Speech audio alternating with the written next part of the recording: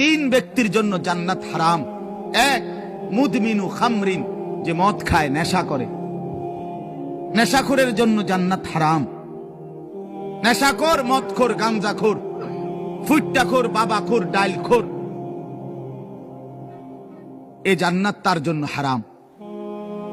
দুই নাম্বার হলো আকুল ওয়ালিদাইন, পিতা মাতার অবাধ্য সন্তান, মা বাপকে যে কষ্ট দেয়, মা বাপকে যে নাফরমানি করে, মা বাবার যে অকৃতজ্ঞ, মা বাবাকে যে জুলুম করলো, মা বাবার হক আদায় করলো না।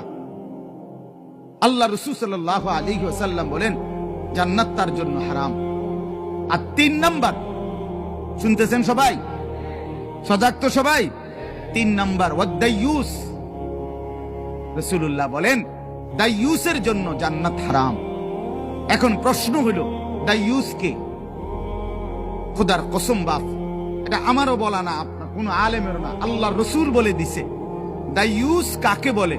রসুল বলছে ওয়াদাইয়ুস আল্লাযী ইউকিররু আহলাহু আল খুবুস। দাইয়ুস বলা হয় ওই পুরুষকে, ওই ব্যক্তিকে যে তার স্ত্রী সন্তান পরিজনের জন্য গুনাহ, অশ্লীলতা, নাফরমানিকে স্বীকৃতি দেয়, মেনে নেয়,